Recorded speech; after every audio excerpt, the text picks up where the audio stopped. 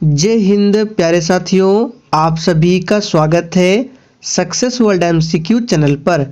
तो दोस्तों, आज से बिहार मध्य निषेध सिपाही की परीक्षा के लिए चक्षु प्रकाशन के इस नए बुक से न्यू प्रैक्टिस सेट को स्टार्ट कर रहे हैं और आज आपका प्रैक्टिस सेट 1 चलेगा।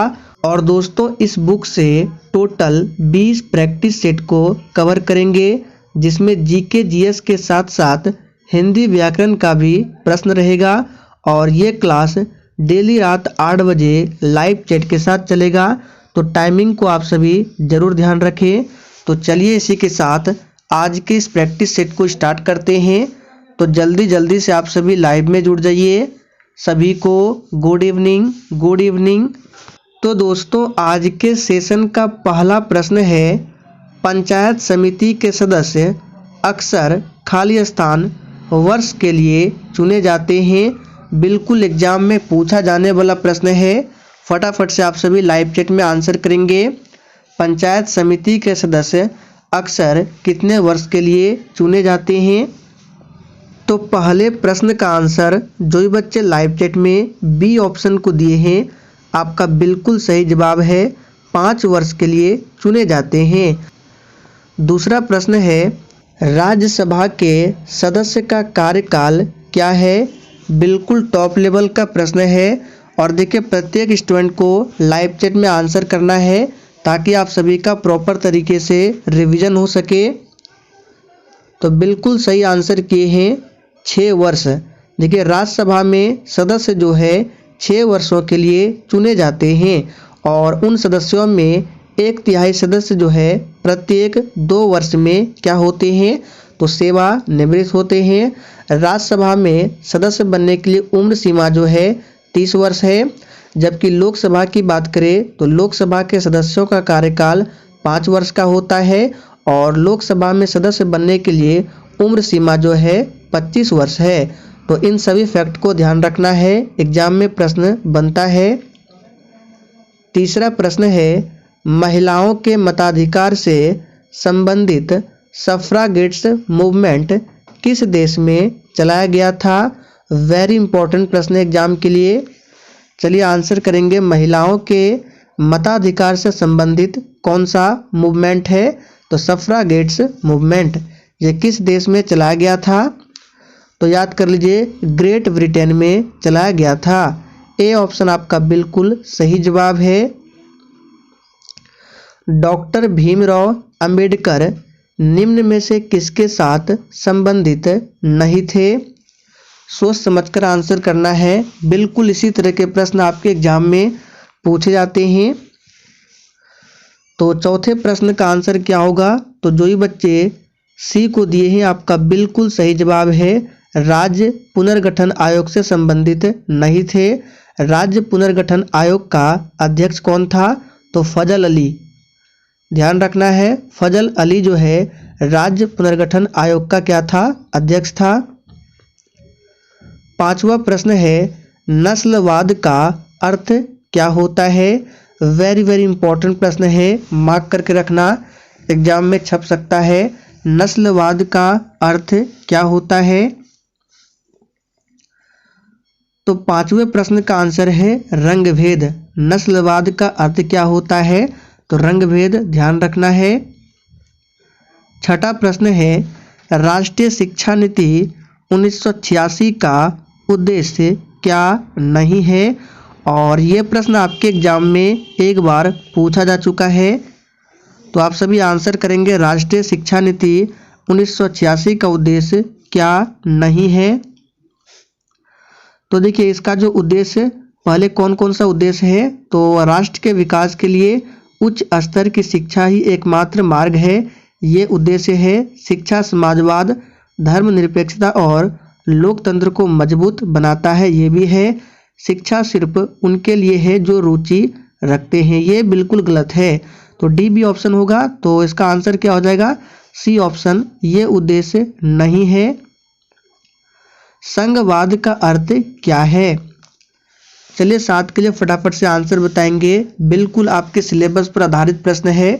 संघवाद का अर्थ क्या है?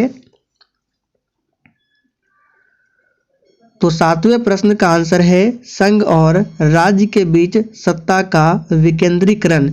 ये संघवाद का अर्थ है, ध्यान रखना है। 8वां प्रश्न है लोकतंत्र जनता का जनता के लिए एवं जनता के द्वारा किसने कहा था। वेरी वेरी इंपॉर्टेंट प्रश्न है। बिहार पुलिस और बिहार मध्य निषेध सिपाही में ये प्रश्न काफ़ी बार रिपीट हुआ है। तो बिल्कुल राइट आंसर किए हैं। लोकतंत्र जनता का जनता के लिए एवं जनता के द्वारा ये किसने कहा था, तो अब्राहम लिंकन ने। डी ऑप्शन आपका बिल्कुल सही जवाब है। रविन्द्रनाथ टैगोर को नोबेल पुरस्कार कब मिला था, तो 1913 में नोबेल पुरस्कार मिला था। किस क्षेत्र में, तो साहित्य के क्षेत्र में गीतांजलि के लिए। महात्मा गांधी जी कांग्रेस के किस अधिवेशन की अध्यक्षता किया था, तो 1924 का जो बेलगांव अधिवेशन हुआ था महात्मा गांधी ने अध्यक्षता किया था। भारत के किस प्रधानमंत्री ने श्रीलंका में भारतीय शांति सेना भेजी थी। चलिए फटाफट से आंसर बताएंगे। और दोस्तों प्रश्नों के साथ आपको जितने भी एक्स्ट्रा फैक्ट बताते हैं एग्जाम के लिए काफ़ी ज़्यादा इम्पोर्टेंट है, ध्यान से सुने और साथ में आपका रिवीजन भी होता है। तो इस प्रश्न का सही जवाब क्या होगा, तो सी ऑप्शन राजीव गांधी ने श्रीलंका में भारतीय शांति सेना भेजी थी। भारत में दल विहीन जनतंत्र की परिकल्पना किसने प्रस्तावित किया था। वेरी इंपॉर्टेंट प्रश्न एग्जाम के लिए। चलिए फटाफट से आंसर बताएंगे। भारत में दल विहीन जनतंत्र की परिकल्पना किसने प्रस्तावित की थी, तो 10 का आंसर जो भी बच्चे ऑप्शन बी को दिए हैं आपका बिल्कुल सही जवाब है जयप्रकाश नारायण ने। देखिए जयप्रकाश नारायण ने संपूर्ण क्रांति का नारा दिया था। ये प्रश्न बिहार पुलिस में पूछा हुआ प्रश्न है कि संपूर्ण क्रांति का नारा किसने दिया था, तो जयप्रकाश नारायण ने। जयप्रकाश नारायण को लोकनायक कहा जाता है, यह भी ध्यान रखना है। भारत एक राष्ट्र है यानी कि धर्मनिरपेक्ष है, धर्मपंथी है, तानाशाह है या राजतंत्र है। चलिए 11 के लिए फटाफट से आंसर बताएंगे। और दोस्तों सेशन के लास्ट में आप सभी को बिल्कुल ईमानदारी पूर्वक अपना अपना स्कोर कमेंट करके हमें ज़रूर बताना है। मैं सभी के स्कोर को चेक करूंगा। तो भारत एक क्या है, तो सबसे पहले तानाशाह तो होगा ही नहीं, ना राजतंत्र होगा। तो भारत जो है ये क्या है, तो सही जवाब है धर्मनिरपेक्ष राष्ट्र है। ए ऑप्शन आपका बिल्कुल सही जवाब है। जालियांवाला बाग हत्याकांड कहाँ हुआ था। चलिए 12 के लिए फटाफट से आंसर करेंगे। जालियांवाला बाग हत्याकांड कहाँ हुआ था। तो हमने इस प्रश्न को प्रैक्टिस सेट में बहुत बार किया है। जालियांवाला बाग हत्याकांड 13 अप्रैल 1919 को हुआ था। किसके शासनकाल में ये भी पूछा जाता है, तो लॉर्ड चेम्सफोर्ड के शासनकाल में। तो 2 पॉइंट को जरूर ध्यान रखना है, डेट और शासनकाल। और ये हुआ था पंजाब के अमृतसर में। तो ए ऑप्शन जो ही बच्चे दिए हैं आपका बिल्कुल सही जवाब है। प्रतिनिधित्व नहीं तो कर नहीं, ये नारा किस घटना का परिणाम है। वेरी इंपॉर्टेंट प्रश्न है, मार्क करके रखना। ये प्रश्न आपके एग्जाम में छप सकता है। प्रतिनिधित्व नहीं तो कर नहीं, ये नारा किस घटना का परिणाम है। तो अभी याद कर लीजिए, इसका सही जवाब है बोस्टन टी पार्टी। अच्छा, बोस्टन टी पार्टी की घटना कब हुई थी, तो 1773 में। डेट आपको जरूर याद रखना है 1773 में। फ्रांस में आतंक का राज किसके शासनकाल को कहते हैं। ये प्रश्न 2 से 3 बार आपके एग्जाम में रिपीट हो चुका है। फ्रांस में आतंक का राज किसके शासनकाल को कहते हैं। चलिए फटाफट से आंसर बताएंगे। तो देखिए इस प्रश्न का राइट आंसर है सी ऑप्शन रॉब्सपियर।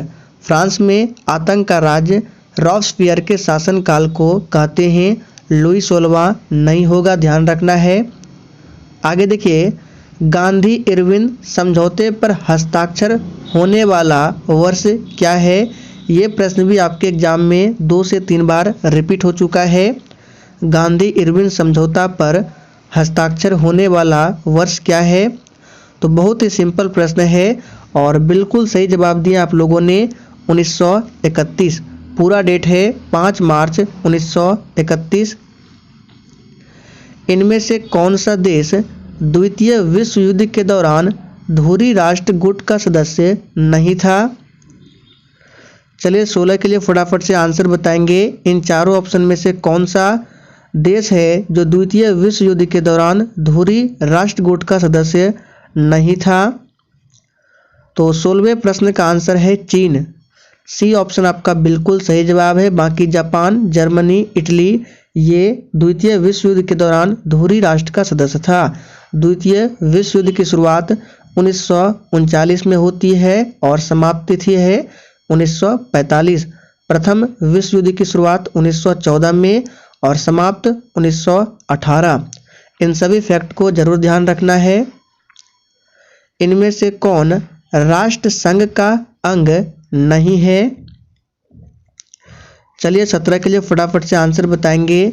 इनमें से कौन राष्ट्र संघ का अंग नहीं है। तो देखिए दोस्तों, राष्ट्र संघ को 3 मुख्य संवैधानिक अंगों के साथ स्थापित किया गया था। वे कौन कौन से अंग है। तो सभा है, परिषद है और अस्थाई सचिवालय है।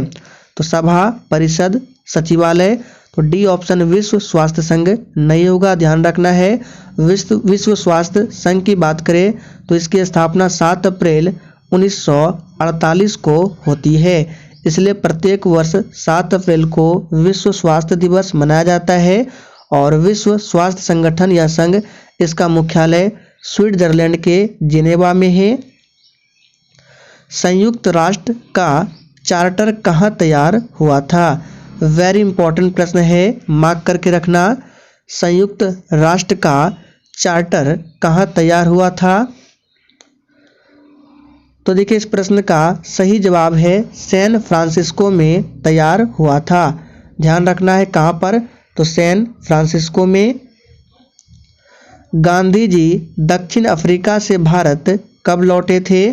बिल्कुल बेसिक लेवल का प्रश्न है, लेकिन यकीन मानिए एग्जाम में पूछा जाता है।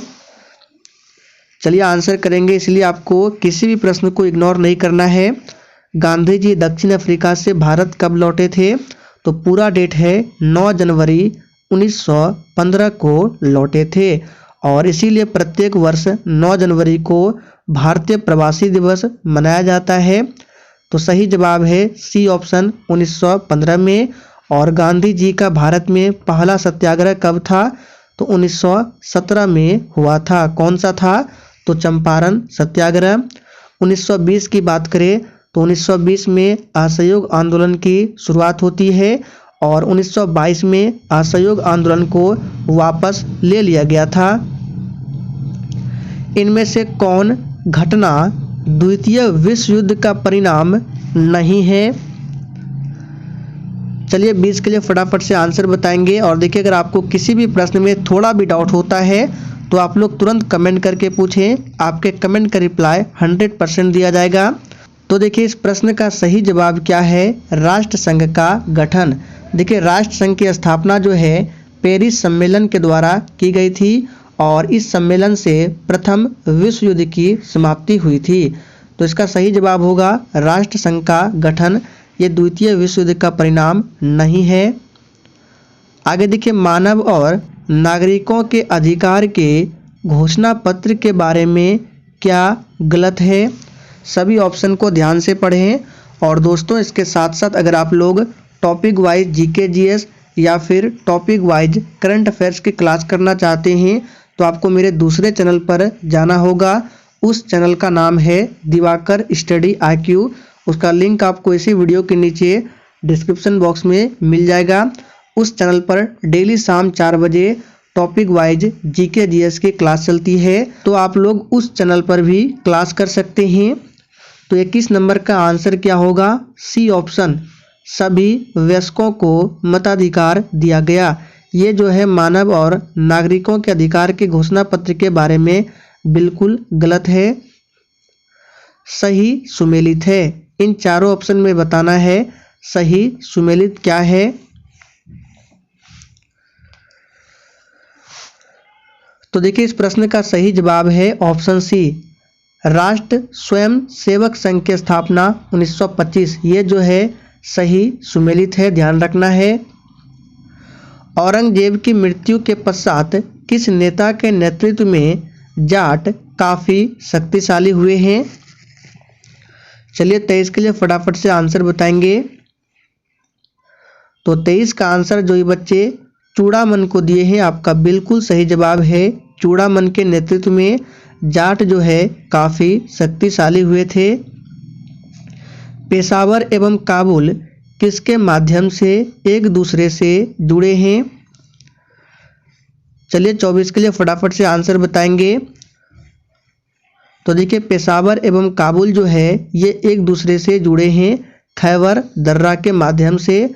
तो ए ऑप्शन आपका बिल्कुल सही जवाब है। फर वनस्पति निम्न में से किससे संबंधित है? इस प्रश्न को मार्क करके रखिए, एग्जाम के लिए काफ़ी ज़्यादा इम्पोर्टेंट है। फर वनस्पति जो है किससे संबंधित है? तो याद कर लीजिए ये जो संबंधित है अल्पाइन वन से। सी ऑप्शन आपका बिल्कुल सही जवाब है। नाथुला दर्रा खालिस्तान राज्य में स्थित है। तो बहुत ही सिंपल प्रश्न है।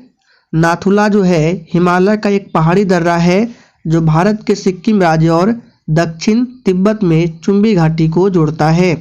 तो ऑप्शन में यहाँ पे सिक्किम है, तो याद रखना है नाथुला दर्रा कहाँ पर है? सिक्किम में है। वनस्पति जो विषुवत रेखीय वनों से संबंधित नहीं है वह क्या है? चलिए फटाफट से आंसर बताएंगे। देखिए विषुवत रेखीय वन जो है भूमध्य रेखा के 0 डिग्री से लेकर 10 डिग्री उत्तर और दक्षिण में पाए जाते हैं और इस वन क्षेत्र में सभी पेड़ जो है सदाबहार प्रकार के वन होते हैं। तो यहाँ पे वनस्पति जो विषुवत रेखीय वनों से संबंधित नहीं है वह क्या है? तो ये है अकेसिया। बाकी महोगनी, रोजवुड, आयरनवुड ये सभी जो है संबंधित है विषुवत रेखीय वनों से। आगे देखिए नदी जो बिहार का शोक कहलाती है, बिल्कुल बच्चों वाला प्रश्न है और इस प्रश्न का आंसर सभी को पता है। कोसी नदी को बिहार का शोक कहते हैं। गंगा नदी भारत की सबसे लंबी नदी है। चंद्रमा की घूर्णन अवधि क्या है? चलिए फटाफट से आंसर बताएंगे। तो देखिए चंद्रमा पृथ्वी की परिक्रमा जो है लगभग 27.3 दिन में पूरा करता है। तो यहाँ पे लगभग में आंसर हो जाएगा इसका 28 दिन। तो बी ऑप्शन आपका बिल्कुल सही जवाब है। तमिलनाडु में शीतकालीन वर्षा का कारण क्या है? और इसके साथ आपको ये याद रखना है कि भारत में सर्वाधिक वर्षा जो है किस मानसून से होती है? तो हमने आपको काफ़ी बार बताया है दक्षिण पश्चिम मानसून से भारत में सर्वाधिक वर्षा होती है।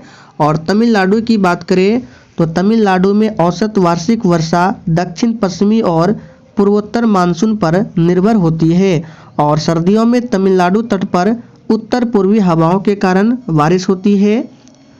आगे देखिए भारत में दूसरा सबसे बड़ा जलप्रपात कौन सा है? चलिए आंसर बताएंगे। भारत में दूसरा सबसे बड़ा जलप्रपात कौन सा है? तो इसका सही जवाब क्या होगा? तो याद रखिएगा जोग जलप्रपात। ये भारत में दूसरा सबसे बड़ा जलप्रपात है। आप लोग कमेंट करके बताएंगे सबसे बड़ा जलप्रपात भारत में कौन सा है? जोग जलप्रपात। इसका दूसरा नाम क्या है? गरसोप्पा जलप्रपात। ये कर्नाटक में शरावती नदी पर स्थित है। धुआंधार जलप्रपात एग्जाम में पूछा गया था बिहार पुलिस में, किस नदी पर है? तो ये नर्मदा नदी पर है धुआंधार जलप्रपात। वर्ष जिसमें प्रथम पृथ्वी सम्मेलन आयोजित हुआ वह कौन सा वर्ष है? तो प्रथम पृथ्वी सम्मेलन आयोजित हुआ था किस वर्ष में? तो 1992 में, सभी को पता है। सी ऑप्शन आपका बिल्कुल सही जवाब है। कहाँ पर? तो ब्राजील के शहर रियो डी जेनेरियो में आयोजन हुआ था। भारत में रेल मंडलों की वर्तमान संख्या कितनी है? और इस प्रश्न का आंसर आप लोगों को कमेंट करके बताना है। चलिए, यहाँ पे जो ऑप्शन है गलत है। हम आपको ऑप्शन देते हैं ए में 18 और ऑप्शन बी देते हैं 19। देखते हैं कितने बच्चे आंसर करते हैं। ऑप्शन ए 18 और बी 19। तो इसी दोनों में आपको बताना है भारत में रेल मंडलों की वर्तमान संख्या कितनी है। राउरकेला लौह एवं इस्पात संयंत्र जिस राज्य में अवस्थित है वह कौन सा राज्य है? सबसे पहले ध्यान रखिएगा, राउरकेला लौह एवं इस्पात संयंत्र जो है जर्मनी के सहयोग से 1955 में स्थापित किया गया था। किसके सहयोग से? तो जर्मनी के सहयोग से। और ये किस राज्य में है? तो उड़ीसा में है। आगे देखिए, भारतीय राज्य से होकर कर्क रेखा नहीं गुजरती है वह कौन सा राज्य है? ये बहुत ही सिंपल प्रश्न है और इसके लिए एक ट्रिक भी है जो कि सभी को मालूम है, मित्र पर गमछा झाड़, और उस ट्रिक में बिहार नहीं आता है। तो बिहार से कर्क रेखा नहीं गुजरती है, बाकी झारखंड, त्रिपुरा, मिजोरम ये सभी हो जाएगा। आगे देखिए, कारक जो जलवायु को प्रभावित नहीं करता है वह कौन सा कारक है? तो कारक जो जलवायु को प्रभावित नहीं करता है वह कारक क्या है? तो पृथ्वी की परिभ्रमण गति, ये वो कारक है जो जलवायु को प्रभावित नहीं करता है। जनगणना 2011 के अनुसार किस व्यावसायिक वर्ग में भारत की कार्यशील जनसंख्या की संलग्नता जो है द्वितीय सर्वाधिक रही है? चलिए फटाफट से आंसर बताएंगे, किस व्यावसायिक वर्ग में? तो इसका सही जवाब है द्वितीयक व्यावसायिक वर्ग में। बी ऑप्शन आपका बिल्कुल सही जवाब है। अब यहाँ से आपके हिंदी के प्रश्न है, यह घर मेरा है और वह तुम्हारा रेखांकित शब्द क्या है? यहाँ पर जो रेखांकित शब्द है आपको बताना है ये क्या है। संज्ञा है, प्रविशेषण है, सार्वनामिक विशेषण है या सर्वनाम है। और देखिए इस प्रश्न को हमने एक बार आपको पहले भी बताया था। देखिए इसका रीजन क्या है, आंसर जो इसका होगा सबसे पहले याद रखिए सार्वनामिक विशेषण। क्यों होगा? तो देखिए जब कोई सर्वनाम शब्द संज्ञा से पहले आता है और वह विशेषण शब्द की तरह संज्ञा के विशेषता बताता है तो वो क्या होता है? सर्वनामिक विशेषण। सर्वनामिक विशेषण में जैसे वह आदमी व्यवहार से कुशल है, तो जैसे बोले कि वह आदमी व्यवहार से कुशल है, इसमें वह शब्द जो है सर्वनामिक विशेषण है। उसी प्रकार यह घर मेरा में जो यह है ये क्या है? तो सर्वनामिक विशेषण है। शांति से बैठकर अपना कार्य कीजिए में रेखांकित शब्द किस क्रिया विशेषण का प्रकार है? चलिए 39 के लिए फटाफट से आंसर बताएंगे। तो इसका सही जवाब है रीतिवाचक। शांति से बैठकर अपना कार्य कीजिए, जो शांति है यह रीतिवाचक है। निम्नलिखित वाक्य में रेखांकित क्रिया विशेषण शब्दों के भेदों का सही विकल्प चुनकर लिखें। तुम जितना खाओगे उतना ही ताकतवर बनोगे। तो यहाँ पे जितना और उतना जो है ये बताना है कौन सा क्रिया विशेषण है। तो देखिए प्रश्न में जो दिया गया है जितना और उतना, ये परिमाण का बोध करा रहा है, इसलिए वाक्य में रेखांकित क्रिया विशेषण जो है ये परिमाणवाचक क्रिया विशेषण है। तो सही जवाब है सी ऑप्शन परिमाणवाचक क्रिया विशेषण। बहुव्रीहि समास में क्या होता है? बहुत ही सिंपल प्रश्न है, आप लोगों ने समास के बारे में पढ़ा होगा। बहुव्रीहि समास में क्या होता है? एक विशेष अर्थ निकलता है। तो यहाँ पे इसका सही जवाब होगा, इसमें क्या होता है? कोई तीसरा पद प्रधान होता है। तो सही जवाब है तृतीय पद प्रधान होता है। बहुव्रीहि समास के उदाहरण है लंबोदर हो गया, पाठ जोड़ शाला बराबर पाठशाला के मेल को कहा जाएगा। बिल्कुल इसी तरह के हिंदी के प्रश्न आपके एग्जाम में भी पूछे आते हैं। तो सबसे पहले देखिए संधि तो कभी होगा ही नहीं, क्योंकि संधि क्या होता है, दो वर्णों के मेल से जो बनता है उसको संधि बोलते हैं। लेकिन यहाँ पे दो शब्द है, पाठ एक शब्द है और शाला एक शब्द है, और जब भी दो शब्दों के मेल से जो नया शब्द बनता है उसको बोलते हैं समास। तो यहाँ पे संधि नहीं होगा, क्या होगा, समास होगा। तो राइट आंसर है बी ऑप्शन, समास। और जब भी दो वर्णों के मेल से बनेगा उसको बोलेंगे संधि, लेकिन दो शब्दों के मेल से जो बनता है वो होता है समास। शुद्ध वाक्य छांटे। चलिए फटाफट से आंसर बताएंगे।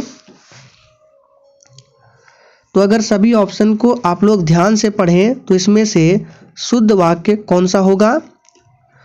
तो देखिए, मेरे दोस्त के पिताजी तंबाकू के पुराने व्यापारी है। मेरे पुराने दोस्त के पिताजी, ये तो होगा ही नहीं।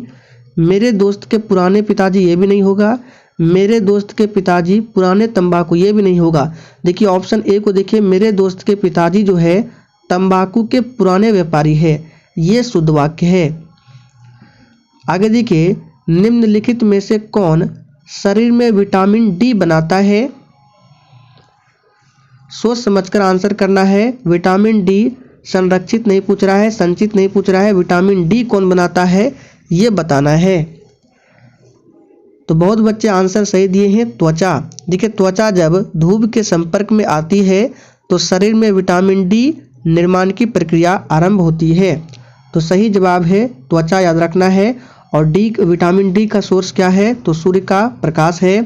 यकृत ग्रंथि मानव शरीर की सबसे बड़ी ग्रंथि है। कंगारू कहाँ का मुख्य पशु है। और देखिए, जिसने अभी तक सेशन को लाइक नहीं किया है, अगर आपको ये सेशन थोड़ा भी पसंद आया है तो आप सभी सेशन को दिल से ज़रूर लाइक करें, ताकि आपको एग्ज़ाम तक ऐसे ही बिल्कुल फ्री में रेगुलर वीडियो मिलते रहे। तो कंगारू कहाँ का मुख्य पशु है, सही जवाब है ऑस्ट्रेलिया। संयुक्त राष्ट्र दिवस मनाया जाता है।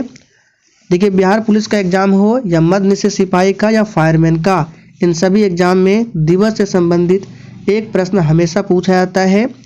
तो संयुक्त राष्ट्र दिवस मनाया जाता है, ये याद रखिएगा, 24 अक्टूबर को।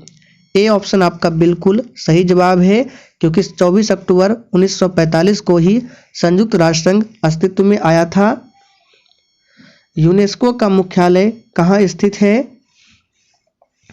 और देखिए, इसका पीडीएफ आपको टेलीग्राम पर मिल जाएगा। टेलीग्राम का लिंक इसी वीडियो के नीचे डिस्क्रिप्शन बॉक्स में है।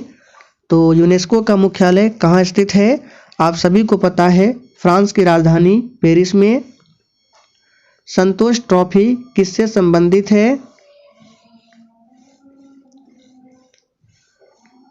तो देखिए, संतोष ट्रॉफी जो है ये फुटबॉल से संबंधित है, और ये प्रश्न आपके एग्जाम में 1 से 2 बार पूछा जा चुका है संतोष ट्रॉफी के बारे में। जय जवान जय किसान का नारा किसने दिया था। तो ये बहुत ही सिंपल प्रश्न है, और इस प्रश्न का आंसर बच्चे को पता है कि जय जवान जय किसान लाल बहादुर शास्त्री। तो सही जवाब है सी ऑप्शन। आखिरी प्रश्न है, भारत में खरीफ फसल का मौसम होता है। चलिए 50 के लिए फटाफट से आंसर बताएंगे। और देखिए, ये जो चक्षु प्रकाशन का न्यू बुक है, इससे जैसे ही 20 प्रैक्टिस सेट कंप्लीट होता है उसके बाद हम लोग द प्लेटफॉर्म यानी रुक्मणी पब्लिकेशन का प्रैक्टिस सेट करेंगे। तो 50 का आंसर क्या होगा, ऑप्शन चला जाएगा ये सी के साथ, जुलाई से अक्टूबर। तो जो भी स्टूडेंट चैनल पर पहली बार है, आप लोग चैनल को जरूर सब्सक्राइब कर लेंगे। तो आज के लिए इतना ही, तब तक के लिए जय हिंद।